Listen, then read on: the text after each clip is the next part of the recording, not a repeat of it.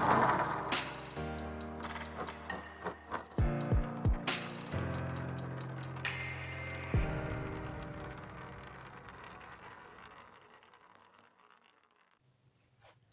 बच्चों, welcome back to our channel Physics Mantra by sir. कैसे हैं आप सभी?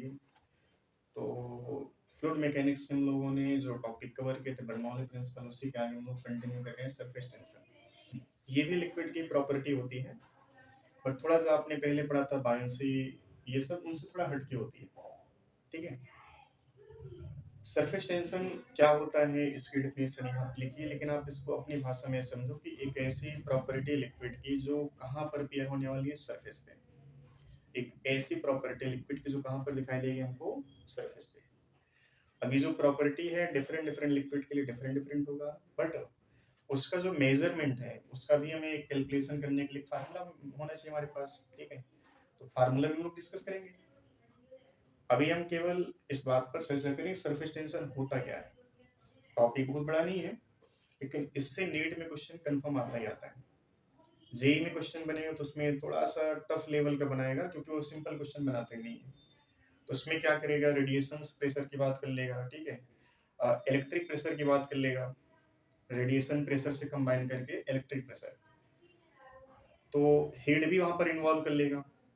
तो अभी हम क्वेश्चन डिस्कस नहीं कर रहे हैं यहाँ पर, लेकिन एक आइडिया दे रहे हैं। क्वेश्चन जो भी आपसे पूछेगा जेई लेवल पर, वो सिंपल क्वेश्चन है, डायरेक्ट फार्मूला आपने अप्लाई किया और आंसर आ गया 2 लाइन में। ऐसा क्वेश्चन नीट में ही आता है, जेई में नहीं आता है।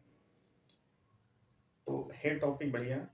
पुराने चैप्टर हम पढ़ के बैठे हैं 11वीं क्लास के, उनको यहाँ पर मिलाया जाएगा, चाहे वो आपका वर्क एनर्जी पावर हो, ठीक है, या फिर आपने फ्लूइड मैकेनिक्स में थोड़ा प्रॉपर्टी जो भी आपने सीखी हो, सारा कुछ मतलब यहाँ पर आपको मिलाना होगा। हीट हीट का भी टॉपिक यहाँ पर हम लोग कंबाइन करेंगे। ठीक है, खास करके हम जो है ना थर्मोडायनेमिक्स में आइसोथर्मल, एडियाबैटिक, वो सारी प्रोसेस यहाँ पर मतलब ऐसे कुछ कंबाइन करके क्वेश्चन एक बढ़िया बनाया जाएगा। ठीक है, तो डेफिनेशन क्या है उसको हम लोग पहले कवर कर लेते हैं। डेफिनेशन ऐसे लिखा गया अंग्रेजी में, it is that property of liquid, liquid की वो प्रॉपर्टी जिसके द्वारा इसकी जो ओपन सरफेस, लिक्विड की जो ओपन सरफेस है, वो खिंची हुई मेम्ब्रेन की तरह व्यवहार करता है। Property of liquid by virtue of which it's open surface behaves like a stitch membrane, खिंची हुई पॉलिथीन की तरह, मेम्ब्रेन की तरह। आप ऐसे समझो जैसे मान लो कि एक वाटर की सरफेस है, तो उस सरफेस पर आपने क्या किया कि एक पॉलिथीन बिल्कुल पतली सी अपने सरफेस पर, इमेजिनरी एक पॉलिथीन आपने उसके सरफेस पर बिछा दिया, और उस पॉलिथीन के लेयर में, लेयर के ऊपर अगर मान लो कोई छोटा छोटा इंसेक्ट है, तो वो जाकर के डांस करे, उसको कोई भी दिक्कत तो नहीं होती है। अब उसको ही देख करके हम सोचे कि यार चलो भाई जो है ना हम भी डांस कर लेते हैं इसके ऊपर, हम लोग डांस करने गए, डूब गए उसमें। वो लोग नहीं डूबे। तो लिक्विड में कुछ ऐसी प्रॉपर्टी थी जो उसके वेट को, अच्छा हम डूबे क्यों, क्योंकि हमारा वेट जो है ना, वो जो पॉलिथीन की लेयर आपने इमेजिन किया था कि इसके सरफेस पर एक पॉलिथीन की लेयर हमने बिछा ली है, उसके ऊपर आप जाके कूदे। ठीक है, जैसे भी आप, तो कुल मिला के आपके वेट को बैलेंस नहीं कर पाए, आप नीचे डूब गए। तो मतलब ये निकल के आया कि इंसेक्ट का वेट कम है, तो उसका वेट शायद लिक्विड के सरफेस ने बैलेंस कर लिया होगा। तो बहुत सारे एग्जांपल आप ऐसे छोटी मोटी कहानियां सुनते रहो, सुनने में बड़ा अच्छा लगे। जैसे आपने ये सुना होगा ना कि जैसे कभी बारिश के टाइम पर कहीं पर पानी इकट्ठा हो जाता है, ठीक है, तो फिर वहां पर हम लोग केरोसिन ऑयल का छिड़काव करते हैं, मिट्टी के तेल का छिड़काव करते हैं। ऐसा क्यों करते हैं? क्योंकि जो फैमिली ऑफ मच्छर जो होती है ना, अरे फैमिली समझ गए ना, छोटे छोटे उनके अंडे बच्चे ऐसे, ये जो है ना लिक्विड के सरफेस पर ऐसे, जहां पर गंदा पानी इकट्ठा होगा वहां पर ऐसे छोटे छोटे इसके जो आ, बच्चे हैं ना, इनको ऐसे यहाँ पर सरफेस पर छोड़ देते हैं। तो अब ये सरफेस पर तैर रहे हैं, क्योंकि ये को लिक्विड की जो प्रॉपर्टी है ना उसको डूबने नहीं दे रही नीचे की तरफ। अब ये अगर मान लो बच गए हैं, तो फिर तुम्हारा खून चूसेंगे। तो फिर कहा जाता है कि भाई देखो, जहां पर आपके आसपास कहीं पानी इकट्ठा हो ना, तो वहां पर आप जो है ना मिट्टी के तेल, केरोसिन ऑयल डाल दो। तो उससे क्या फायदा होगा? कुछ लोग सोचेंगे अच्छा मिट्टी के तेल डाल दिया तो फिर उसके बाद उसमें आग लगा दी, दूसरे जो मच्छर है ना सभी जल जाएंगे। तो ये जो है ना वैसा कॉन्सेप्ट नहीं कि मतलब केरोसिन ऑयल पानी पे डाल करके, है ना, वो नहीं करना तुम्हें। बेसिक जो कॉन्सेप्ट है ये फिजिक्स का कॉन्सेप्ट है कि यहाँ पर जैसे आपने इसके सरफेस पर केरोसिन ऑयल डाला, तो इसका जो सरफेस ना ये ब्रेक कर जाता है, जो पॉलिथीन की लेयर ना ब्रेक कर जाती है, और जैसे ब्रेक की तो ये जो अंडे बच्चे थे ना भाई साहब मच्छर फैमिली के, ये जाकर के बॉटम में बैठ जाते हैं, ऐसे डूब गए। अब डूब गए तो फिर इनको ऑक्सीजन मिल नहीं पाएगी, खेल खत्म। ये इसका बेसिक कॉन्सेप्ट होता है। तो सरफेस पर ये तैर रहे थे, मतलब कि अब जैसे कपड़े वपड़े धुलना होता है आपको, तो उसमें भी क्या होता है, डिटर्जेंट आप मिलाते हैं, क्यों? क्योंकि जो है ना सरफेस टेंशन को कम करता है, ठीक है। तो बहुत सारे मतलब अच्छे अच्छे एग्जाम्पल होते हैं जो सुनने में अच्छे लगते हैं, लेकिन उससे आपसे क्वेश्चन नहीं पूछे कि बताओ कपड़ा हम लोग धुलते डिटर्जेंट क्यों मिलाते हैं, डिटर्जेंट का मकसद क्या होता है, ठीक है, या मच्छर की फैमिली को खत्म करना तुम्हें, ठीक है, तो क्या किया जाए, या यहाँ पर जो है ना केरोसिन ऑयल डालते हैं तो उसका, वैसे क्वेश्चन बहुत रेयर केस आता है, ठीक, बट सुनने में अच्छा लग रहा कि ऐसा कोई नॉलेज हमारे आसपास में जो नॉलेज ना वो काम आ सकता है। तो ये बेसिक चर्चा हो गई कि सरफेस टेंशन एक ऐसी प्रॉपर्टी है जो लिक्विड के सरफेस पर दिखाई देती है, और ये कैलकुलेट करना आपको फाइनली अभी हम ये समझ लिया। अब इसको हम अदर लैंग्वेज में डिफाइन कर रहे हैं, जैसे हम ये कहें कि सरफेस टेंशन एक ऐसी प्रॉपर्टी होती है लिक्विड की जो हमेशा इसको तो याद रखो, ठीक है, लेकिन जो अब डिफिनेशन बता रहे हैं ना उसके अकॉर्डिंग क्वेश्चन तुमसे पूछे जाएंगे, क्वेश्चन बनेंगे। तो सरफेस टेंशन एक ऐसी प्रॉपर्टी होती है जिसके द्वारा लिक्विड का सरफेस एरिया, लिक्विड अपने सरफेस एरिया को मिनिमाइज करना चाहे, इसको अपनी भाषा में ऐसे कह सकते हैं, it is that property of a liquid by virtue of its always minimise its open surface area. पानी की बूंद का शेप स्फेरिकल क्यों होता है, उसका भी एक रीजन है, साइंस है, फिजिक्स है, वो है सरफेस टेंशन, ठीक है। मरकरी की जो ड्रॉप होती है आप उसको हाथ में ऐसे रखो तो उसका भी शेप कैसा होता है, स्फेरिकल होता है। तो ये भी किसकी प्रॉपर्टी, सरफेस टेंशन की। आप ब्रश को जो है ना, जो पेंट करने वाला ब्रश होता है ना, उसको आप लिक्विड के भीतर डुबाओ तो उसके जो क्या कहते हैं उसको, अरे समझ गए ना, वो ऐसे फैल जाते हैं, और जैसे आप उसको बाहर निकालोगे तो ऐसे सिकुड़ जाते हैं। ये भी किसकी प्रॉपर्टी, सरफेस टेंशन की। आप इस बात को थोड़ा फील करना, जब आपने डुबाया तो ये जो है ना ये दूर दूर गए, और जैसे आपने बाहर निकाला तो ड्यू टू सरफेस टेंशन ये सरफेस को अपने क्या करना चाहेगा, मिनिमाइज करना चाहेगा। तो सरफेस टेंशन क्या करता है, जो फर्श होते हैं उसके जो मतलब ये हेयर टाइप जो स्ट्रक्चर होता है ना वो बाहर निकालने पर ये, ठीक है, जो बच्चियां हैं वो बाल्टी में जो अपने हेयर्स को मतलब, ठीक है, तो डुबाने पर क्या होता है ना वो फैल जाते हैं हेयर्स, और जब बाहर निकालते हैं बिल्कुल जो है ना बिल्कुल ऐसे हैं। सुन में आ रही बात? फिर वो जो है टॉवल शंकर जी का मतलब ऐसे मतलब बना लेते हैं। तो कुल मिला के सरफेस टेंशन एक ऐसी प्रॉपर्टी है, डेफिनेशन ये है, दूसरी डेफिनेशन ये हमारी कि सरफेस टेंशन एक ऐसी प्रॉपर्टी होती है इसके द्वारा लिक्विड हमेशा अपने ओपन सरफेस एरिया को मिनिमाइज करना चाहेगा। सबसे अच्छा एग्जांपल है पानी की बूंद का स्फेरिकल देखना। ये हो गई बेसिक चर्चा। अब हमें ये चीज समझनी है कि यार इसका कैलकुलेशन कैसे किया जाए। जैसे देखो मान लो कि ये एक इमेजिनरी सरफेस, ठीक है, लिक्विड का एक इमेजिनरी सरफेस आपने इसे चूज कर लिया। इस इमेजिनरी सरफेस पे ऐसे एक मान लो कि एक मेम्ब्रेन टाइप स्टेज मेम्ब्रेन जैसा ये ऐसा कुछ मान लिया आपने, ठीक है, बहुत अच्छे से समझिएगा, टॉपिक ऐसा बड़ा नहीं है। ऐसे आपने क्या किया कि इमेजिनरी सरफेस ऐसे ड्रा किया। अब ये कहा जाता है कि इस इमेजिनरी सरफेस पर आपको एक इमेजिनरी लाइन खींचनी है ऐसे, ठीक है, ऐसे एक इमेजिनरी लाइन खींचनी है। अच्छा एक पॉइंट और समझना यहाँ पर में, सरफेस टेंशन आने का मेन कॉज क्या है, सरफेस टेंशन आने का मुख्य कारण क्या है, ठीक है। सरफेस टेंशन बार बार हम लोग बोल रहे हैं, कैसे बना होगा, ये लिख रहे हैं कॉज ऑफ सरफेस टेंशन, ये होता है ड्यू टू कोहेसिव फोर्स। इसको आगे चल के अच्छे समझाया जाएगा, हम लोग एंगल ऑफ कांटेक्ट पढ़ेंगे तो वहां पर इस बात को अच्छे समझाया जाएगा कोहेसिव फोर्स क्या होता है। बस अभी क्या है कि आप एक लाइन में इसको खत्म करना चाहो तो ऐसे खत्म कर लो। कोहेसिव फोर्स का मतलब होता है, सेम मतलब cohesive force same matter, same matter के बीच लगने वाला फोर्स ऑफ अट्रैक्शन, या सिंपल लिख लो फोर्स। सेम मैटर के बीच लगने वाला फोर्स, इसको हम लोग कहते हैं कोहेसिव फोर्स। ससंजक बल, असंजक बल, ऐसा आप हिंदी में पढ़ेंगे इसको। ऐसे हमारे पास अच्छा एक और चीज यहाँ पर क्लियर कर लेते हैं, एडहेसिव फोर्स भी हम लोग पढ़ेंगे। ठीक है, अब ये डेफिनेशन दोबारा हम नहीं लिखाएंगे, स्टार्टिंग में थोड़ा बहुत थ्योरी, बाकी इसके बाद तो सिर्फ न्यूमेरिकल ऐसा है। एडहेसिव फोर्स का मतलब होता है दो अलग अलग नेचर के, दो अलग अलग नेचर के, अब यहाँ पर आप लिख लेना चाहिए इसको, दो अलग अलग नेचर या दो अलग अलग पदार्थ के बीच लगने वाला बल, आकर्षण का बल, वो कहलाता है एडहेसिव फोर्स। जैसे आपको दो सरफेस को स्टिक करना है, चिपकाना है, तो उसके लिए क्या करते हैं, आप गोंद का यूज करते हैं, ग्लू, है ना, ग्लू ग्लू ऐसे करके कुछ गोंद का यूज करते हैं। तो गोंद क्या करते हैं, दो दो अलग अलग सरफेस को आपस में स्टिक करते हैं। ठीक है, तो एडहेसिव फोर्स का मतलब होता है डिफरेंट मैटर के बीच लगने वाला फोर्स, कोहेसिव फोर्स का मतलब सेम मैटर के बीच लगने वाला फोर्स। और जो सरफेस टेंशन का मुख्य कारण है दैट इज कोहेसिव फोर्स।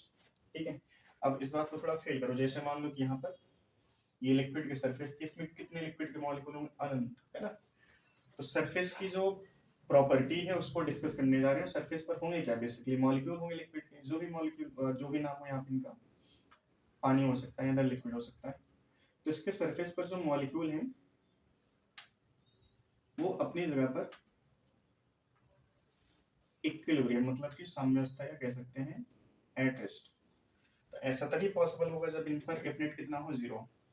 तो हमने इस इमेजिनरी लाइन को चेक किया, तो इस पर जितने भी लिक्विड के मॉलिक्यूल थे इन पर एफ नेट 0 था। एफ नेट 0 होने का एक ही कारण हो सकता है कि इस मॉलिक्यूल पर इधर साइड से बल लग रहा हो और इधर साइड से बल लग रहा होगा।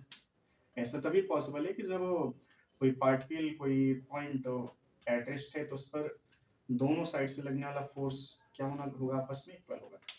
ठीक है, ऐसे। अब ऐसे कितने फोर्स हो सकते हैं, ऐसे कितने मॉलिक्यूल हो सकते हैं इस इमेजिनरी लाइन पर, तो हम कह सकते हैं इनफाइनाइट। ठीक है, और सरफेस टेंशन जो आता है ना, वो ऐसा नहीं कि आपने थोड़ा डायमेंशन कम लिया लिक्विड के सरफेस के, जो क्या कहते हैं इसको, सरफेस एरिया कम लिया, ठीक है, तो सरफेस टेंशन कम होगा, ऐसा नहीं है। ये जो, जैसे आप डेंसिटी की बात कर लो, डेंसिटी क्या होती है, मास पर यूनिट लेंथ, मास पर यूनिट वॉल्यूम। तो वैसा नहीं कि आपने एक बूंद पानी लिया तो उसकी डेंसिटी कम है, एक बाल्टी भर के पानी लिया डेंसिटी ज्यादा है, ऐसा पॉसिबल है क्या, नहीं। तो डेंसिटी वहां पर जो होती है ना, प्रॉपर्टी ऑफ लिक्विड होता है, वैसे ही surface tension, it is the property of liquid. ठीक है, तो आपने अगर कोई लिक्विड चूज कर लिया तो उसकी सरफेस टेंशन की जो प्रॉपर्टी ना फिक्स हो जाएंगी, ऐसा नहीं चेंज होगा। तो अच्छा, अब इन पर फोर्स लगा कौन रहा होगा, इस इमेजिनरी लाइन पर जो मॉलिक्यूल बैठे हैं इसके दोनों साइड इसी नेचर के मॉलिक्यूल बैठे होंगे, तो उनका इस मॉलिक्यूल के बीच क्या लग रहा होगा, फोर्स ऑफ अट्रैक्शन। मतलब इसको इधर से भी मॉलिक्यूल खींचेंगे, इस साइड से भी खींचेंगे, तो एफ नेट कितना हो गया, 0। इस साइड से भी खींचेंगे, इस साइड से भी, तो इस सेम मॉलिक्यूल के बीच लगने वाला बल है, तो इस सेम मॉलिक्यूल के बीच लगने वाले बल को हम लोग क्या कहते हैं, फोर्सिव फोर्स। समझ में आ रही बात। अच्छा, अब ये तो बात हो गई कि यहाँ पर एक इमेजिनरी लाइन हमने खींच लिया। अब इस इमेजिनरी लाइन की जो लेंथ है ना, वो मान लो एल है। इमेजिनरी लाइन की जो लेंथ है ना, वो एल है। और इन मॉलिक्यूल पर जो फोर्स टोटल बन रहा है 0, मतलब कि इस मॉलिक्यूल पर एफ, इस पर भी एफ, मतलब दोनों साइड से एफ लग रहा होगा, तो हमने मान लिया कि ये बल है एफ। ठीक है, तो ये चीज मतलब किताब में लिखा गया है कि जो सरफेस टेंशन है, ये सरफेस टेंशन ऐसे लिखा गया है, it is the force, it is the force acting on imaginary line per unit length on the surface. Surface पर जो लाइन आपने खींची इमेजिनरी, उस लाइन पर जो फोर्स लग रहा दोनों साइड से किसी भी मॉलिक्यूल पर, उस फोर्स का बाई में लेंथ। ठीक है, यूनिट लेंथ में अगर आप फोर्स की बात करेंगे तो उसमें जो फोर्स जितने भी निकल के आएंगे, जैसे हमने कहा इस टोटल लेंथ में फोर्स जो है ना, एफ एफ एफ सब में एफ ही लग रहा, तो इस टोटल लेंथ में फोर्स, सरफेस टेंशन का सिंबल यहाँ पे हमने लिख लिया एसओ, यहाँ पर वैसे टी लिखते हैं। ठीक है, क्योंकि ज्यादातर किताब में इसको टी ही लिखते हैं और कुछ किताब में इसको एस लिखते हैं। तो सरफेस टेंशन टी जो होता है, ये होता है फोर्स पर यूनिट लेंथ, और वो भी कहाँ पर, इमेजिनरी लाइन पर। ठीक है, अब तुम्हें देखो, अगर फोर्स सही है, जैसे हमने कहा कि मान लो इस लिक्विड का सरफेस टेंशन T है और ये जो इमेजिनरी लेंथ है ना, इसकी लंबाई इतनी है, तो बताओ इसका इस पर लगने वाला कुल बल कितना होगा। ठीक है, तो आप कैलकुलेट कर लो। फोर्स बराबर क्या, सरफेस टेंशन इनटू लेंथ। ठीक है, अब जो भी आपने इमेजिनरी लाइन खींची है, उस इमेजिनरी लाइन पर फोर्स हमेशा इस लेंथ के क्या है, परपेंडिकुलर। मतलब जो फोर्स होगा ना सरफेस पर, ऐसे मान लो सरफेस है और इस सरफेस के पैरेलल, सरफेस के parallel but perpendicular to imaginary line.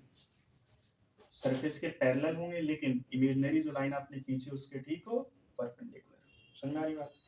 तो ये हमारा फार्मूला हो गया। सरफेस टेंशन की एक डेफिनेशन यहाँ से भी निकल के आ रही है। ठीक है, अगर हम डेफिनेशन दूसरी बनाना चाहें तो दूसरी डेफिनेशन यहाँ से आ सकती है। Surface tension it is the force per unit length, it is the force per unit length, या यूनिट लेंथ में, पर यूनिट लेंथ में लगने वाला जो फोर्स होगा उसको हम लोग क्या कहेंगे, सरफेस टेंशन कहेंगे। अब इसका यूनिट आप लिख लो, यूनिट क्या बनेगा बोलो। यूनिट इसका बनेगा देखो, न्यूटन पर मीटर। एसआई यूनिट है ये। ठीक है, और सीरियस बोलो क्या बन जाएगा, सीरियस को हम लोग न्यूटन को क्या कहते हैं, डाइनो, डाइन नहीं डाइनो। और मीटर को क्या कहेंगे, सेंटीमीटर, है ना, इसको हम लोग कहेंगे सीरियस, सीरियस सिस्टम। ठीक है, और न्यूटन डाइन का रिलेशन पता होगा, 1 न्यूटन 10⁵ डाइन। तो ये सब कन्वर्जन आपको पहले से पता है। तो ये तो हमारा फार्मूला होगा जिसकी हेल्प से हम सरफेस टेंशन कैलकुलेट कर लेते हैं। या किसी भी लिक्विड का सरफेस टेंशन दिया है और लेंथ ऑफ लिक्विड सरफेस दी है जिसमें हमें फोर्स कैलकुलेट करना है, तो सरफेस टेंशन दे दिया, लेंथ दे दिया, तो तुम यहाँ से फोर्स भी कैलकुलेट कर सकते हो। ठीक है, चलो इतना नोट करो जल्दी से।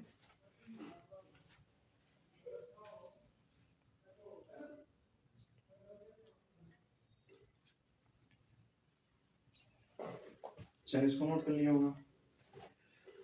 अब देखो कुछ बेसिक बेसिक जो किताब में आपको थोड़ा सा टॉपिक में जो इंटरेस्ट है वो डेवलप करने के लिए जो क्वेश्चन दिए जाते हैं एग्जाम्पल के तौर पे, वो भी समझते चलते हैं लोग।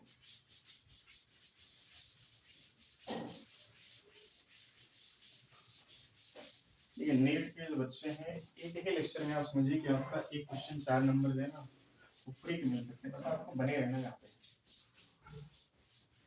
आप अगर ऐसा मान के चलो भी अच्छा ये आता है ना, फिर मान लीजिए ना टॉपिक आप स्किप करेंगे तो उससे क्या है ना कि आपका जो कॉन्सेप्ट है ना वो बन नहीं पाएगा अच्छे से।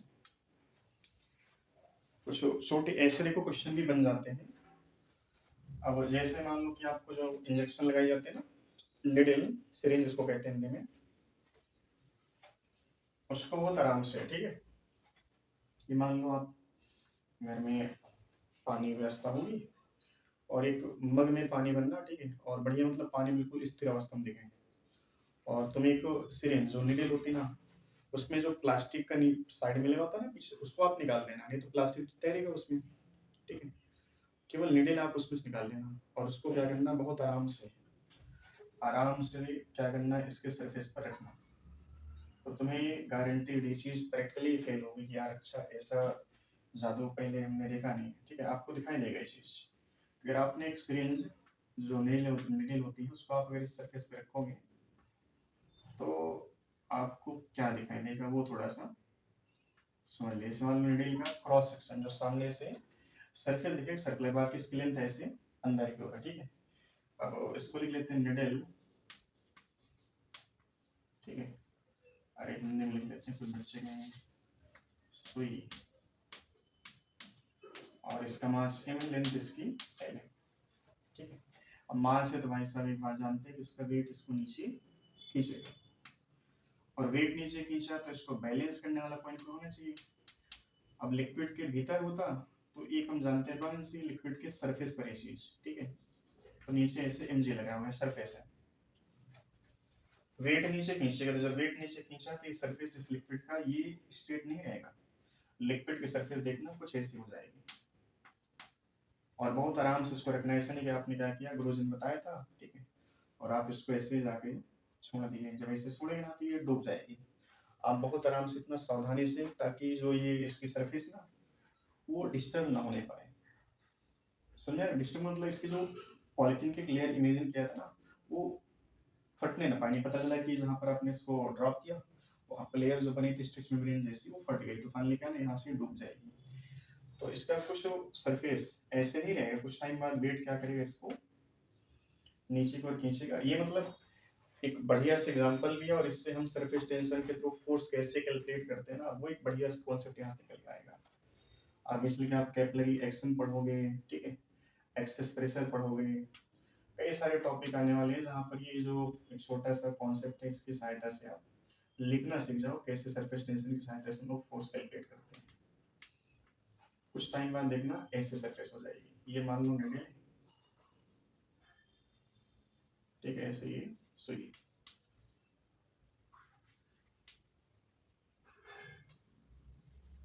एक्चुअल में इसका सरफेस ऐसे बनेगा। अब इसके वेट को जब तक कोई बैलेंस नहीं करेगा तब तक ये साम्यावस्था में नहीं आने वाली, मतलब कि इक्विलिब्रियम में नहीं आ सकती है। तो हमें ये पता है कि बेस सरफेस की जो प्रॉपर्टी है वो सरफेस टेंशन ही है, और सरफेस टेंशन के थ्रू जो फोर्स बनता है always parallel to surface and perpendicular to imaginary line. अब सुई कुछ ऐसे बनी हुई, देखो अगर आप ऐसे देख पा रहे हैं और हम ऐसे, समझ में आता ऐसे, तो सुई का ये सेक्शन आप देख पा रहे हैं सामने का, बाकी जो सुई है ना, ये जो है ना लिक्विड पर ऐसे रखी गई है। तो जो लिक्विड का लेयर इस सुई के संपर्क में आ गया, जहां पर फोर्स लग रहे होंगे ना, वो इसकी लेंथ में होंगे, और लेयर इसमें एक नहीं दो बनेंगे, देखना लिक्विड की सरफेस ऐसे थी, अब सरफेस ऐसे हो गई, ठीक, इमेजिन करना सरफेस इसमें जो है ना थोड़ा सा कर्व हो गई। तो सरफेस टेंशन के थ्रू थ्रू जो फोर्स होगा वो along the length of surface ऐसे कुछ बन जाएगा। अगर हम ये मानते हैं सरफेस टेंशन हमको गिवन है, ठीक, सरफेस टेंशन गिवन है, तो सरफेस टेंशन के थ्रू जो फोर्स बनेगा along the length and perpendicular to imaginary line. अब सरफेस टेंशन के थ्रू जो फोर्स होता है, हमने अभी पढ़ा, सरफेस टेंशन के थ्रू जो फोर्स होगा वो सरफेस टेंशन के साथ रिलेशन F बाई L ये बनाएगा। तो F इक्वल टू क्या, T इंटू लेंथ। अब ये लेंथ का मतलब समझना है कि जो निडल में लेयर बनी, बाकी ऐसे तो इसकी लंबाई सरफेस की बहुत है, लेकिन हमें उस लेंथ की बात करनी है जिस लेंथ में सुई पर बल लगा। सुई के ऊपर जो बल है ना कुछ ऐसे बना होगा, ठीक है, ऐसे। अब इस बल का जो वैल्यू होगा कितना होगा, सरफेस टेंशन इंटू लेंथ। इस साइड भी टी इंटू एल, इस साइड भी कितना होगा, टी इंटू एल। अब ड्यू टू सिमेट्री ये एंगल मान लो थीटा, तो एंगल भी कितना होगा, थीटा हो जाएगा, ठीक है। अब टी इंटू एल का ये जो कंपोनेंट आएगा हॉरिजॉन्टल, इसको हम लोग क्या कहेंगे, T into L cos theta, और इसका ये कंपोनेंट क्या कहलाएगा, T into L cos theta. T into L का वर्टिकल कंपोनेंट कितना होगा, T into L sine theta, और इधर भी कितना, T into L sine theta. कई बार बच्चा मिस्टेक ही करता है, केवल T into L sine theta से ही mg को बैलेंस कर लेगा, जो कि गलत है। सुई पर जो इमेजिनरी लिक्विड की लेयर बनेगी ना, वो दोनों साइड, इस साइड भी और इस साइड भी, ठीक है। तो टी इंटू एल ऐसे लग रहा था, और इस पूरी लेंथ पर टी इंटू एल सभी पॉइंट पर ऐसे बन रहा होगा, ठीक है, इधर भी ऐसे बन रहा होगा। इन टी इंटू एल का वर्टिकल कंपोनेंट जुड़ता जाएगा, और इधर भी ये वाला वर्टिकल कंपोनेंट जुड़ता जाएगा, ये वाला कंपोनेंट कैंसिल आउट हो, तो फाइनली हमारे पास 2tl sin थीटा, जो टोटल फोर्स वर्टिकल लग रहा है, that is 2tl sin theta, और यही फोर्स क्या करेगा बच्चों, mg को बैलेंस करेगा। अब तुमको मास दे दिया है, सरफेस टेंशन दिया है, लेंथ दिया है, तो किस एंगल पर जाकर ये बात खत्म होगी कि भाई जो है ना ये सरफेस जो है ना ऐसे उठते उठते उठते हॉरिजॉन्टल से किस एंगल पे जाकर के ये जो सरफेस ना ऐसे, ठीक है, तो हॉरिजॉन्टल से किस एंगल पर चली गई है, तो ये sin थीटा ना, इसको आप कैलकुलेट कर सकते हैं। या थीटा दे दिया तुमको फिगर बना करके, तुमसे पूछा सरफेस टेंशन की वैल्यू बताओ, तो एक ही इक्वेशन में कई सारे जो है कैलकुलेशन पूछे जा सकते हैं। सुनने वाली बात। अब बहुत सारे इसके एग्जांपल हैं, सरफेस टेंशन की जो प्रॉपर्टी है इसके थ्रू क्वेश्चन का जो लेवल बढ़िया होने वाला है, देखो तो इस चीज को भी आप नोट कर लो, ठीक है, इसको नोट कर लिया होगा आपने। देखो सबसे जो इम्पोर्टेंट है इसमें टॉपिक वो है सरफेस एनर्जी, बढ़िया टॉपिक है। और जहां पर भी जिस टॉपिक में भी देखो सरफेस या सिंपल कहें एनर्जी वर्ड, जिस टॉपिक में भी एनर्जी वर्ड है मतलब वो टॉपिक उस चैप्टर का सबसे इम्पोर्टेंट टॉपिक है कि वहां पर कई सारे कॉन्सेप्ट एक साथ लाए जा सकते हैं। ठीक है, वर्क एनर्जी पावर पढ़ा होगा आपने, तो उसके भी जो कॉन्सेप्ट है ना एनर्जी वर्ड मतलब कि यहाँ पर वो भी आप मतलब अप्लाई करोगे। ठीक है, तो एक हेडिंग हमें पढ़नी है सरफेस एनर्जी, सबसे इंपॉर्टेंट है, इसको आप बहुत अच्छे से समझिएगा। सरफेस एनर्जी क्योंकि जो भी प्रॉपर्टी हमें लिक्विड की देखनी है कहाँ पर, सरफेस पर। तो सरफेस टेंशन हो गया और हमें पढ़ना है सरफेस एनर्जी। अभी क्वेश्चन हम लोग कर नहीं रहे हैं, केवल अभी क्या ना बेसिक बेसिक जो बातें हैं फार्मूले उनको हम लोग अच्छे से समझ लेते हैं। सरफेस एनर्जी,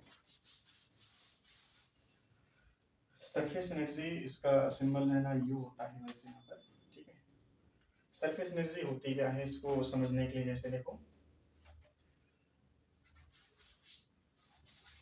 आप शायद ऐसा कुछ खेल खेले हो कि मेले मेले में आप जाओगे ना, मेले में जाने के बाद आपको शायद कुछ ऐसा एक सर्कल टाइप में एक फ्रेम होता है वायर का, वही हैंडल होता है। ठीक है, और आप इसको एक सोप सोल्यूशन होता है, सोल्यूशन तो आप घर में बना सकते हैं साबुन का, उस सोप सोल्यूशन में इसको आप डुबाते हैं और डुबाने के बाद जो है ना आप ऐसे ये मान लो ऐसे सर्कुलर रखे और इसमें सोप का एक फिल्म बन जाता है, जैसे आप इसको डुबा कर बाहर निकालोगे ना एक सोप की फिल्म बन जाती है।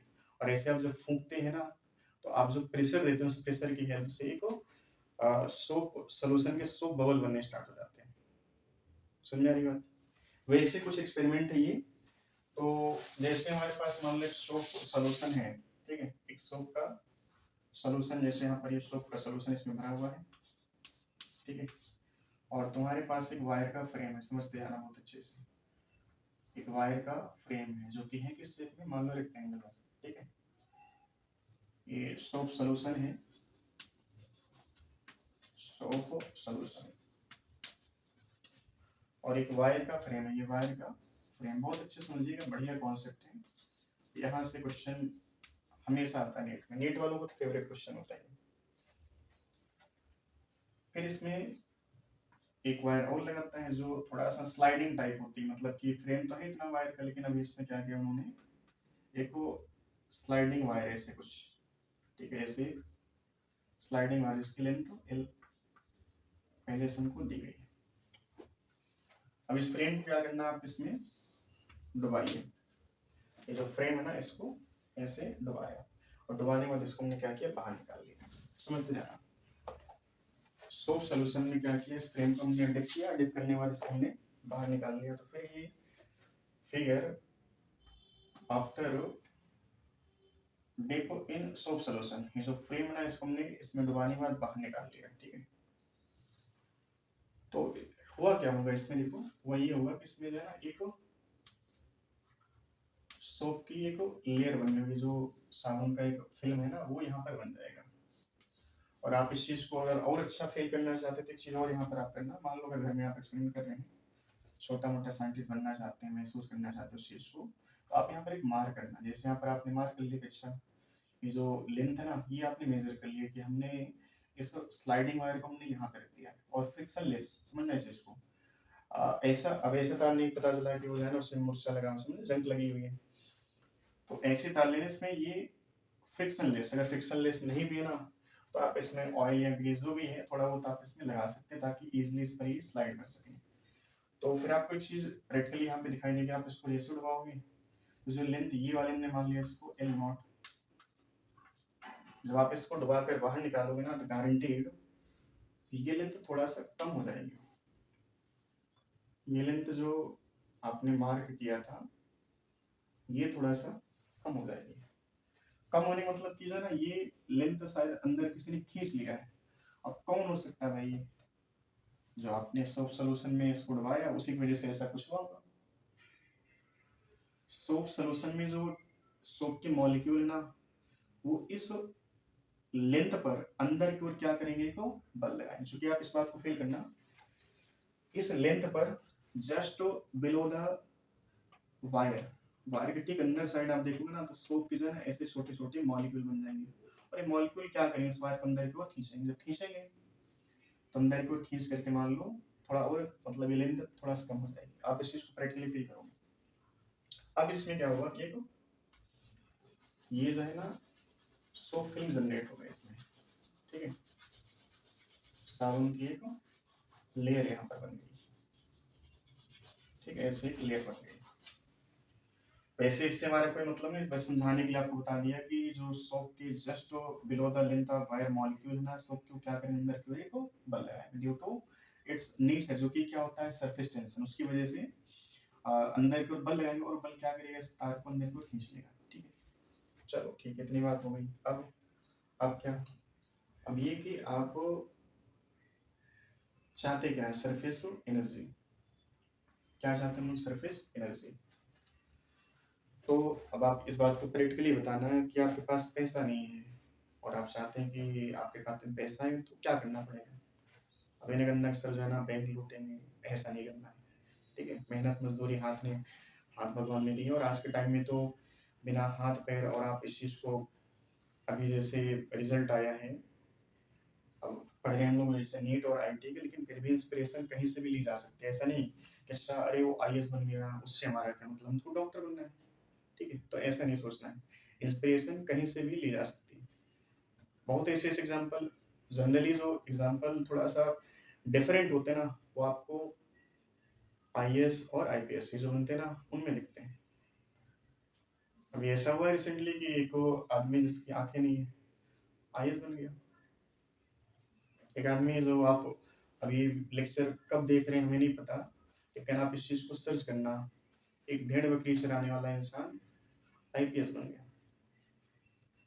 ठीक है। हो सकता है कि काफी समय बाद ये लेक्चर कोई कोई बच्चे देख रहे हो, तो उस टाइम पर जैसे आप देख रहे हैं तो उसी टाइम पर आप सर्च कर लेना, ठीक है। अभी हम जैसे देख रहे हैं फॉर एग्जाम्पल, तो हम इस टाइम पर जो हमने देखा उसको सर्च करना। ये बात मतलब ऐसा नहीं फेंक रहे हैं आपको, ऐसा नहीं, तो आप उस चीज को देखना जा करके, तो ये हुआ है।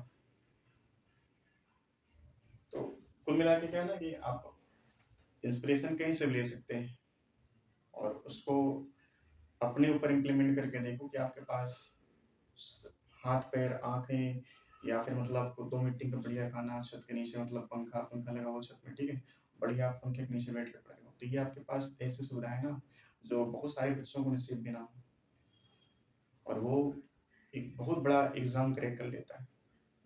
बहुत ऐसे एग्जाम्पल जहाँ पर बच्चा पता चला कि सुविधाएं उसके पास नहीं है, फिर भी उसको क्या करना है कि अपना पेट भी पालना है, परिवार का भी कुछ खर्चा जिम्मेदारी उठानी है, तो समोसा बेच बेच करके लोग जो है बेचते बेचते पढ़ते पढ़ते डॉक्टर बन जाते हैं। ऐसा भी हुआ है। एक ही चीज है कि आपको अगर आगे बढ़ना है ना, तो आपको एक्सक्यूज इन द सेंस कि आपके पास कुछ चीजों का अभाव है, कमी है, तो उसको आप माइंड में रखो कि यार मेरे पास ये चीज नहीं है, नहीं तो शायद मैं ऐसा कर जाता। अरे जिनके पास नहीं थे वो तुमसे ज्यादा मतलब आगे निकल गए। तो कभी एक्सक्यूज नहीं देना कि नहीं मेरे पास ये चीज नहीं है, और अगर होती तो नहीं है तो भाई साहब उसको गेन करो, पढ़ो, ठीक है। तो चलो वापस आते टॉपिक पे। तो हाँ, जैसे हमें क्या कैलकुलेट करना, सरफेस की एनर्जी। अब जैसे मान लो एक छोटी सी बात आपसे पूछने कि आपके पास मान लो पैसा नहीं है, और आप चाहते हैं आपके खाते में पैसा आ जाए, तो आप क्या करोगे, मेहनत करोगे, काम करोगे। और ये भाई काम शब्द आ गया ना, पैसा मतलब एनर्जी, और काम करने के बाद भी पैसा आएगा, मतलब वर्क होगा तब एनर्जी आएगी। सुन रहे हो? तो अगर एनर्जी कैलकुलेट करना है तुम्हें, सबसे पहले क्या करना पड़ेगा भाई साहब, कार्य करना पड़ेगा, वर्क करना पड़ेगा। समझ रहे हो? तो वर्क हमें अभी जैसे यहाँ पर हमने कुछ भी नहीं किया, अब इसके बाद इस सरफेस पर एनर्जी स्टोर हो गई, सरफेस पर एनर्जी आ चुकी है। अब उस एनर्जी को हमें कैलकुलेट करना है, तो क्या किया जाए, हमें कार्य करना पड़ेगा। जब भी एनर्जी कैलकुलेट करना हो कोई भी टॉपिक में, जैसे याद करो स्प्रिंग को आप खींचे थे, तो वहां पर आपने स्प्रिंग की एनर्जी कैलकुलेट की, तो उससे उसके लिए क्या किया था, आपने वर्क किया था भाई साहब। वर्क करने के बाद जो आपने वर्क किया, और अगर फ्रिक्शन विक्शन नहीं है, तो आपका 100% work is convert into energy. बस इतनी सी बात है। तो चलो हम एक काम करते हैं, स्लाइडिंग वायर ना, इस वायर को खींचते हैं, बहुत आराम आराम ऐसा मतलब खींचना है आपको इस वायर को, इतना आराम से खींचना ताकि जो सोप की फिल्म है ना ये रप्शन ना होने पाए, फटने ना पाए। ऐसा नहीं तुम बहुत बड़ा मतलब जो है ना लोड खींच रहे हो, तो आप जो है ना बहुत झटके से, ऐसा नहीं। ये सोप की फिल्म बहुत तो कमजोर होती है ना, तो ऐसा नहीं करना कि आपने एक बार इसको खींचा झटके से और ये फट गए, तो कोई मतलब नहीं।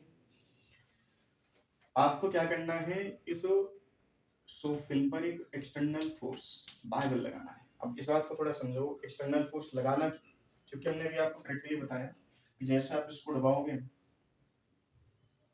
दबाने के बाद क्या है ना कि इसके वायर की जो लेंथ है ना, इसके जस्ट अंदर की तरफ, लिक्विड के मॉलिक्यूल बल कहाँ लगाएंगे, अंदर की तरफ, मतलब इसको अंदर खींच लेंगे। तो यहाँ पर हम इसको लिख लेते हैं कि जो ये लेंथ हमारे पास नहीं आई है L dash, that is less than L naught. ये कैसे कम हो गया, due to force acted by the molecule just below the length of wire, मतलब कि अंदर की ओर मॉलिक्यूल ने क्या किया होगा, बल लगाया होगा।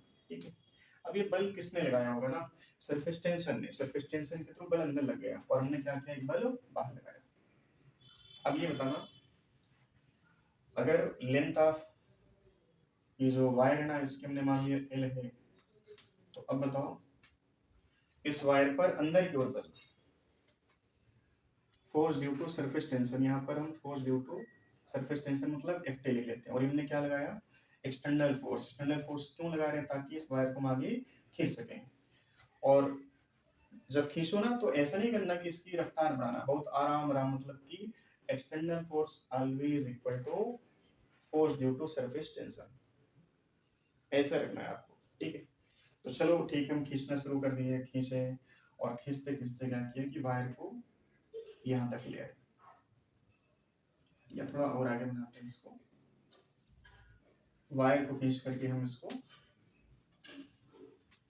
यहाँ तक मान लो ले गए। ठीक है, अब इतना ज्यादा इंक्रीज नहीं करना आपको, बट फिर भी फिगर थोड़ा सा अच्छा से क्लैरिटी से आपको दिख पाए, तो उसके लिए हमने क्या किया, थोड़ा सा ज्यादा सरफेस बना दिया। बाकी इतना आपको सरफेस इंक्रीज नहीं करना है। ठीक है, तो ये सरफेस ना, एक्स्ट्रा सरफेस आपने जनरेट किया, ये सरफेस क्या है, और कोई दूसरा कलर यूज करते हैं। अच्छा, चलो, तो ये जो ना, ये एक्स्ट्रा सरफेस आपने, ये वाली सरफेस आपने क्या किया, एक्स्ट्रा जनरेट किया। ठीक है, ये सरफेस जो है एक्स्ट्रा है। अब ये बताओ, ये जो आपने वायर को यहाँ से खींचा है by the help of external agent को एक्स।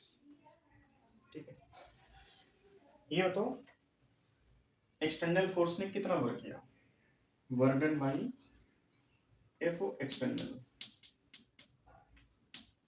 बोलो कितना, फोर्स इनटू डिस्प्लेसमेंट, और इनटू इनके बीच का एंगल जो कि 0 डिग्री cos 0, एक 1 हो जाएगा। तो आप इसको चाहो तो वर्क डन बाय, ठीक है, एफ एक्सटर्नल ही लिखते हैं। अब एफ एक्सटर्नल का वैल्यू कितना होगा, यहाँ पर सबसे ज्यादा मतलब बच्चा मिस्टेक करता है कई बार, जो है ना, कई बार क्या मैक्सिमम गलती यहीं पे करता है। अब मान लो सॉल्यूशन के सरफेस टेंशन को टी दे रखा है। ठीक है, तो जो लेंथ है, जिस लेंथ पर फोर्स लग रहा वो कितना है, एल है। तो क्या किया जाए, एक्सटर्नल फोर्स होगा हमारा वो force due to surface tension के बराबर है। और हम जानते हैं force due to surface tension मतलब surface tension into imaginary length. अब इमेजिनरी लेंथ जो है ना, ये वायर है, इस वायर के जस्ट बिलो जो लेंथ ऑफ लिक्विड लेयर है, वही मतलब जो है ना क्या करेगा, बल लगाएगा। तो इस एफ टी का वैल्यू कितना, टी इंटू एल, ये लिख देगा बच्चा, जो कि गलत होगा। रीजन, इसमें लेंथ एक नहीं, आप इस बात को फिर समझना। सो को सोल्यूशन की कितने लेयर है, एक तो आपको सामने दिख रही है और एक इसके जस्ट पीछे होगी। जब आप फ्रेम को ऐसे दबा करके बाहर निकालोगे ना, तो सो सोल्यूशन की सो फिल्म होंगी ना, उसकी दो सरफेस होंगी, एक तो तुमको सामने दिखाई देगी, इसके जस्ट पीछे। सुन में बात, ऐसा नहीं केवल एक ही सरफेस पर होगा। सोप की जो फिल्म है ना, वो दोनों सरफेस पर, जो सामने आपको दिख रहा है और इसके जस्ट पीछे। तो कितनी लेंथ हो जाएंगे, जैसे हमारे पास वायर ना, तो वायर पर एक सोप की फिल्म ऐसे और एक इसके जस्ट पीछे, तो टी इंटू एल इस लेंथ पर, टी इंटू एल इस लेंथ पर, टोटल फोर्स कितना, 2TL। अब यहाँ पे रख लो, work done by external force कितना, ये बन जाएगा 2TL इंटू एक्स। चलो इसमें किया जाए थोड़ा सा कलाकारी। क्या है कलाकारी, बोलो, T into 2L into x. अगर आप 2L इंटू एक्स को गौर से देखोगे तो शायद ये चीज जो आपने सरफेस एरिया बढ़ा दिया, अब ये बताओ ये वाला सरफेस कितना होगा, सरफेस एरिया कितना, लेंथ इंटू विड्थ, लंबाई गुणे चौड़ाई। लेकिन इतना ही सरफेस आपने इसके पीछे बढ़ाया, क्योंकि दो लेयर है इसमें, एक फ्रंट साइड और इसके एक बैक साइड। समझ आ रही बात?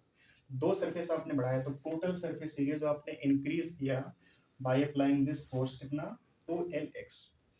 क्या इसको हम चेंज इन एरिया ना कहें, 2Lx जो आपने एरिया बढ़ा दिया। फाइनल टोटल कितना हो जाएगा, इनिशियल ए नॉट और फाइनल टोटल कितना, A naught plus L into X, और इसके जस्ट पीछे भी है तो 2Lx।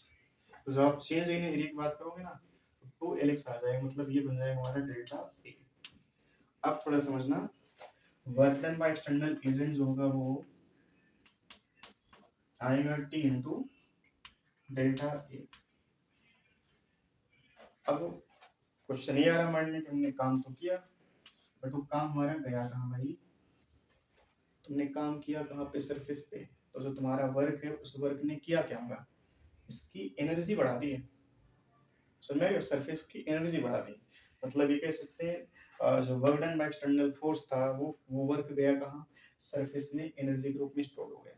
और ये सरफेस में एनर्जी स्टोर हुई, इसको हम लोग कहते हैं सरफेस एनर्जी। तो work done by external agent that will be equal to surface energy. तो यू बराबर कितना आ जाएगा, टी इंटू डेल्टा ए।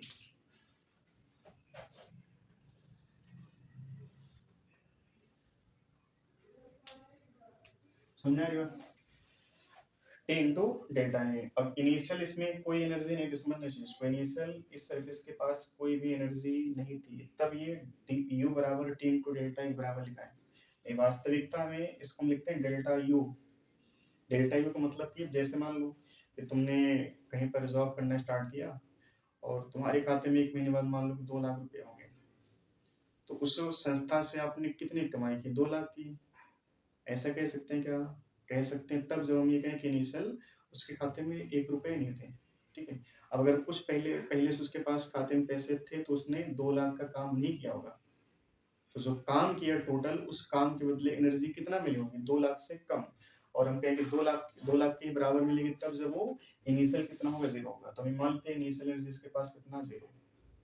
तो जब भी आपने कार्य किया वो सारा कार्य किसमें कन्वर्ट हो गया, फाइनल पोटेंशियल एनर्जी। इसको हम कहते हैं सरफेस एनर्जी। ठीक है, अब देखो एक डेफिनेशन सरफेस टेंशन की बढ़िया से वो निकल के यहाँ पे आ रही है। चलिए यहाँ पे लिख दे रहे हैं इस चीज को। फाइनली यू बराबर हमारे पास क्या है, T into delta A. Surface tension की एक डेफिनेशन और निकल के आई, यू बाई डेल्टा ए। अब इसका मतलब क्या है, इसका मतलब ये है surface tension means energy of the surface per unit area. Energy per unit area, surface energy per unit area, वो क्या कहलाएगा, सरफेस टेंशन। तो सरफेस टेंशन की डेफिनेशन 3-4 निकल गया। एक तुम्हारे पास वो जो बेसिक डेफिनेशन थी, फिर उसके बाद हमने ये बोला कि सरफेस टेंशन हमेशा लिक्विड की वो प्रॉपर्टी होती है इसके द्वारा लिक्विड हमेशा अपने ओपन सरफेस एरिया को मिनिमाइज करना चाहेगा। ठीक है, फिर उसके बाद हमने जब फार्मूला बनाया सरफेस टेंशन कैलकुलेट कैसे किया जाए, टी बराबर एफ बाई एल, मतलब कि फोर्स पर यूनिट लेंथ। अब जब हमने सरफेस एनर्जी कैलकुलेट किया तो यहाँ पर भी हमारे पास फार्मूला क्या बना, टी बराबर यू बाई डेल्टा ई। समझ में आ रही बात?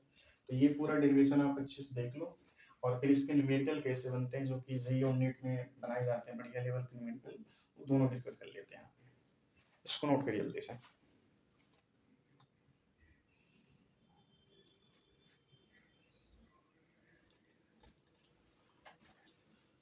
चलिए नोट कर लिया। अब देखो इस टॉपिक से क्वेश्चन बढ़िया बनते हैं, सरफेस एनर्जी का जो टॉपिक हमारा, इससे क्वेश्चन बढ़िया निकल के आते हैं।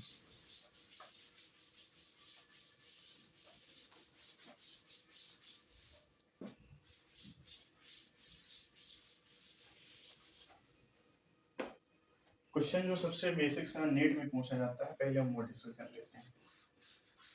ठीक है, अच्छा एक बात और समझना, जैसे देखो जो work done by external agent है वो आपका क्या है, टी इंटू डेल्टा ई। अब डेल्टा ई हमारा पॉजिटिव भी हो सकता है, निगेटिव भी हो सकता है। समझ में चीज को, डेल्टा ई पॉजिटिव हो सकता है, डेल्टा ए नेगेटिव भी हो सकता है। पॉजिटिव हुआ तो डब्ल्यू कैसा रहेगा, पॉजिटिव, ठीक है। डब्ल्यू पॉजिटिव मतलब यू कितना, यू कैसा रहेगा, पॉजिटिव। और अगर डेल्टा ए नेगेटिव है हमारा तो डब्ल्यू नेगेटिव मतलब यू भी कैसा होगा, नेगेटिव होगा। यू पॉजिटिव होने मतलब कि सरफेस की एनर्जी बढ़ गई, सरफेस की एनर्जी बढ़ गई। सरफेस की एनर्जी बढ़ने मतलब कि आपने कार्य किया या सिस्टम ने खुद कार्य किया, या तुमको एनर्जी देना पड़ा या एनर्जी कम हुई। अब ये ऐसे आपको ऐसे फील नहीं आएगा। अब जैसे क्वेश्चन देखो ऐसे पूछेगा आपसे, जैसे मान लो कुछ छोटी छोटी वाटर ड्रॉपलेट्स हैं, पानी की कुछ बूंदे ऐसे। अब एक हम फार्मूला बना दे रहे हैं देखो, और आप इसको जो है ना हजम कर जाना फार्मूले को, और जब भी क्वेश्चन है डाटा रखना, आपका आंसर आ जाएगा, ठीक है। ऐसे इन आइडेंटिकल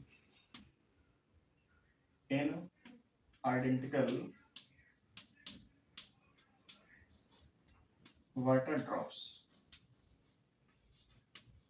ठीक है, इन आइडेंटिकल वाटर ड्रॉप्स। अब इनका रेडियस वगैरह कुछ दिया हुआ, रेडियस मान लो हमको स्मॉल आर दे रखा है, ठीक है। और ये सभी बूंदे प्लस होकर के, प्लस मतलब कंबाइंड होकर के, हिंदी में अपनी भाषा में कहें तो सारी बूंदे कंबाइंड होकर के एक बड़ी बूंद बना रही है, ठीक है। और जो बड़ी बूंद है भाई साहब, उसकी रेडियस कुछ नहीं निकल के आएगी। अब वो रेडियस कितना वो हमें नहीं पता। बस क्वेश्चन ये कहेगा आपसे कि 64 छोटी छोटी पानी बूंदें 27 पानी की बूंदें प्लस हो करके कंबाइंड होकर के जुड़ करके एक बड़ी बूंद बनाती हैं। तो इस प्रोसेस में एनर्जी तुमको देना पड़ा, ये एनर्जी मिली। इस प्रोसेस में तापमान घटेगा बड़ी बूंद का या बढ़ेगा, ये क्वेश्चन ऐसे पूछेगा आपसे। चलो, अब बड़ी बूंद की रेडियस हमने मान लिया कैपिटल आर। बड़ी बूंद की रेडियस क्या है, कैपिटल आर। अच्छा, अब ये बताओ, कुल द्रव्यमान उसमें कोई चेंज नहीं आएगा। कुल आयतन इन बूंदों का और इस अकेली बूंद का मतलब आपस में बराबर है, ठीक है। तो इसमें सबसे पहला क्वेश्चन ही पूछेगा कि इस प्रोसेस में एनर्जी रिलीज होगी या एनर्जी ऑब्जर्व होगी, रिलीज होगी कितना, रिलीज होगी, ऑब्जर्व होगी कितना, ऑब्जर्व होगी। समझ में आ रही बात? बढ़िया से इसका कॉन्सेप्ट अच्छे से सीख लेना, और क्वेश्चन जब भी आए तो इतना टाइम लेना नहीं है। आप जैसे हम समझा रहे हैं टाइम ले लेकर के आप भी इसको सुन रहे हो अच्छे से, तो इतना टाइम दोबारा लेना नहीं, एक बार अच्छे से सीखो, यहाँ पर बिल्कुल बैठा लो अच्छे से इसको। फिर जब भी क्वेश्चन आए 27 54 जो भी डाटा दे रहे हैं उसको आप देखना और आंसर देना, ठीक है, विद इन सेकेंड लाना। ऐसा नहीं मतलब कि फिर वेट, अच्छा पानी की बूंदे कंबाइंड हुई उसके बाद क्या हुआ, ठीक है। तो उतना सोचने का समय होता नहीं, कंपटीशन में ही तो होता है कि आपको आता सारा कुछ, लेकिन आप बाद में उस नॉलेज को यूज कर पाते हैं पेपर हॉल के बाद, जब टाइम खत्म हो जाता है। फिर आप कहते हैं अरे ये क्वेश्चन तो भाई साहब आ रहा था मुझे, उस टाइम पर पता नहीं क्या हो गया था, ठीक है। उस टाइम पर ऐसा था कि आप पहले से उसको अच्छे से सीखे नहीं थे, बाद में निकल के आए तब लगा कि अच्छा ये तो आ रहा था, ठीक है। हो सकता है बाद में भी आप फेंक रहे हो, बाहर मित्र आपसे मिले कि अच्छा इसका आंसर बताओ, तुमने बोला अरे यार ये तो छोटा सा चुटकुला था, लेकिन इसको कर नहीं पाए, अब इसको तुम कर सकते हैं, और हो सकता है तब भी आप न कर पाओ, ठीक है। ऐसे पानी की बूंदे हैं और इनकी त्रिज्या स्मॉल आर, बड़ी बूंद की रेडियस हमको नहीं दी, हमने मान लिया कैपिटल आर। तो इन आइडेंटिकल ड्रॉप्स का जो आयतन होगा कितना, n into 4/3 pi small r cube. ये आयतन इनका मिला करके और इस अकेली बूंद का आयतन आपस में बराबर होगा 4/3 पाई आर क्यूब, ये आपस में ही खत्म। कैपिटल आर जो बना हमारा वो n की पावर 1/3 इंटू स्मॉल आर, ये बन जाएगा। सुनना ये बात, अरे r cube in r cube, r बराबर 1/3 पावर आर, ठीक है, ये हमारा आ गया कैपिटल आर। अब ऐसा होने में कितना एनर्जी रिलीज हुई है तो उसको भी कैलकुलेट कर लेते हैं हम लोग। फार्मूला क्या हमारे पास, अच्छा मान लो सरफेस टेंशन आपको दिया है, तो सरफेस टेंशन चाहे एक बूंद का हो चाहे सभी का, surface tension is the property of liquid, तो फिक्स हो गई होगी। सरफेस टेंशन मान लो हमको टी दे रखा है, ठीक है, ये सरफेस टेंशन हमको टी दे रखा है। अब बोलो एनर्जी कितना रिलीज हुई कितना ऑब्जर्व हुआ, तो उसका फार्मूला U बराबर टी इंटू डेल्टा ए। अब टी तुमको दिया है, डेल्टा ए बस तुमको चाहिए, ठीक है। डेल्टा ए चाहिए तो डेल्टा ए निकालने का तरीका क्या? डेल्टा ए मतलब, अरे डेल्टा शब्द का मतलब final minus initial, A final minus A initial, ठीक है, फाइनल माइनस इनिशियल। अब बताओ फाइनल एरिया कितना, इसका फाइनल एरिया यहाँ पे लिख दे रहे हैं कितना, 4 पाई कैपिटल आर क्यूब, ठीक है। तो इसमें तुम्हें स्मॉल आर फिट करना है, क्योंकि तुम्हें कैपिटल आर दिया नहीं, ठीक है। तो चाहिए क्या हमें, कैपिटल आर, ठीक है। तो कैपिटल आर बराबर क्या है, देखो यहाँ पे कैपिटल आर बराबर क्या है, अरे ये 4 पाई आर स्क्वायर, एन की पावर 1/3 इंटू आर, तो 4 pi small r square n की पावर, इसका स्क्वायर मतलब power 2/3। A initial, A initial सभी गुणों का मिलाकर कितना, n into 4 pi small r square. अब बस बचा गया है, तुम्हें फार्मूला रखना है इसमें, देखो डेल्टा ए मतलब A final minus A initial, तो हम यहाँ पे लिख रहे हैं इस चीज को, डेल्टा ए का ही कैलकुलेशन बचा है, बाकी देखो टी दिया होगा, डेल्टा ए कैलकुलेट करो, मल्टीप्लाई करो, बात खत्म। अब बताओ डेल्टा ए कितना आएगा हमारा, 4 pi small r square n power 2/3 minus n into 4 pi small r square, और इसका चीज कॉमन है, चेक करो, चेक करो क्या कॉमन है, 4 पाई आर स्क्वायर, ठीक है। तो 4 पाई आर स्क्वायर एन की पावर 2/3 माइनस एन। अब इसको हम देखो जब कैलकुलेट करोगे डेल्टा ए, तो डेल्टा ए क्या बनेगा, नेगेटिव पॉजिटिव। अब इन देखो जैसे तुम्हारे पास मान लो 27 पानी की बूंदे हैं, ठीक है, समझना इस चीज को, डाटा भी हम ऐसा एक ही क्वेश्चन करवा सकते थे, हमने डाटा नहीं माना, तो 27 हो सकता है, 64 हो सकता है, 8 हो सकता है। तो अगर हमने कहा 27 पानी की बूंदे, तो 27 की पावर 1/3 मतलब कि 27 की पावर 1/3 मतलब कि 3 हो गया वो। अब 3 का स्क्वायर 9, ठीक है, 9 माइनस 27 क्या बन गया, निगेटिव। मतलब कि इस केस में डेल्टा ए, जब छोटी छोटी बूंदे जुड़कर बड़ी बूंद बनाएंगे, डेल्टा ए कैसा आएगा, साइन के अकॉर्डिंग निगेटिव। अब डेल्टा ए निगेटिव आ गया, मतलब कि जो यू होगा हमारा वो क्या बन जाएगा, निगेटिव। मतलब एनर्जी यहाँ पर रिलीज हो रही है, एनर्जी हमको देना नहीं पड़ा, ये खुद आपस में कंबाइन होकर के एनर्जी को रिलीज करती है। अब जब एनर्जी रिलीज होगी तापमान क्या होगा, अच्छा क्वेश्चन समझते जाना। पहला स्टेप डेल्टा ए निगेटिव, जब भी छोटी छोटी बूंदें कंबाइन होकर बड़ी बूंद बनाएंगे ना, तो उसके इसमें डेल्टा ए निगेटिव, मतलब यू निगेटिव, मतलब जो एक्सटर्नल एजेंट ने वर्क किया होगा वो कैसा रहेगा, निगेटिव। और वो निगेटिव होने मतलब कि यहाँ पर सिस्टम ने एनर्जी रिलीज किया है। अब सिस्टम एनर्जी रिलीज करे, तापमान क्या होगा, रिड्यूस होगा, घटेगा।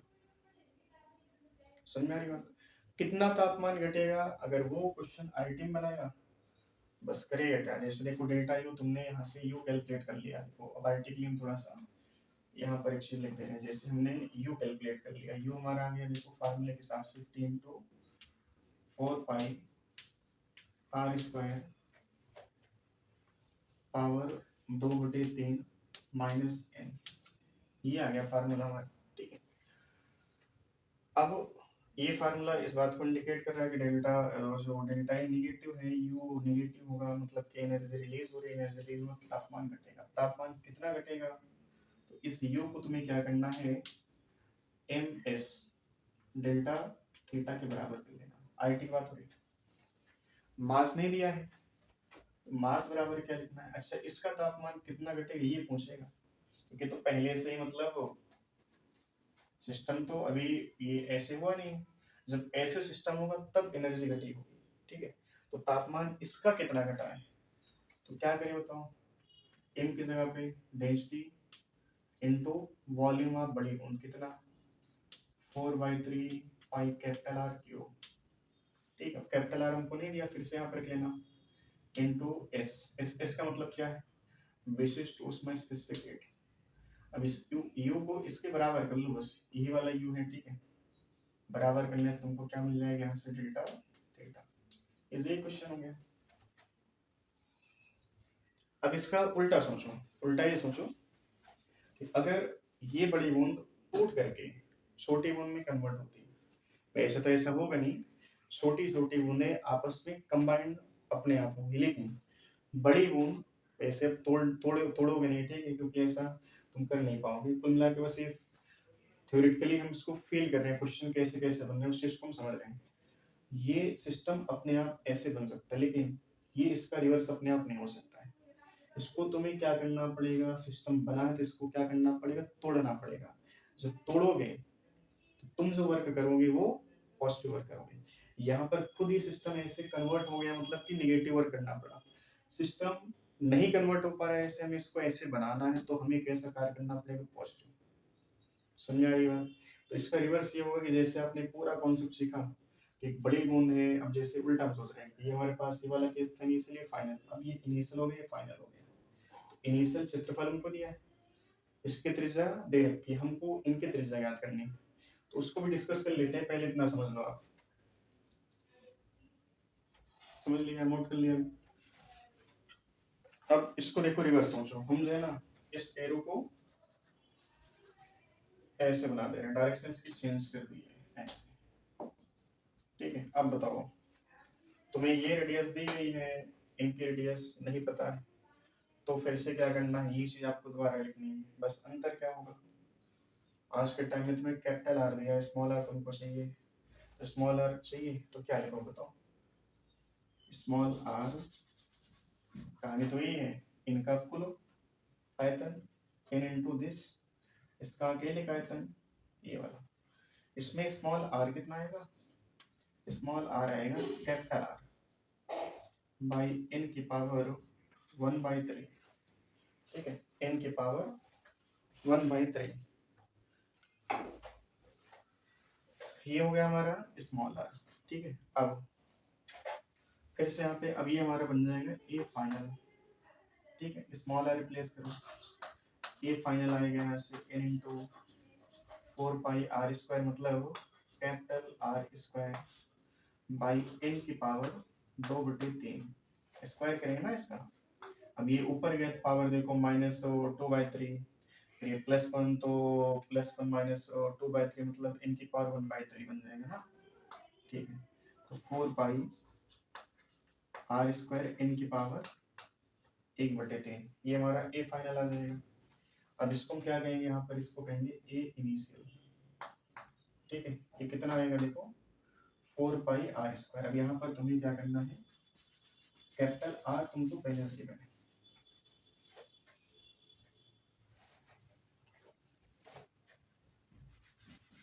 चलो बताओ कैपिटल आर का वैल्यू कैसा बना, और कैपिटल क्या है, क्या करेंगे भाई, delta A, delta A, delta A का वैल्यू बोलो, डेल्टा ए का वैल्यू आएगा ये माइनस ये कितना, ये 4πr²,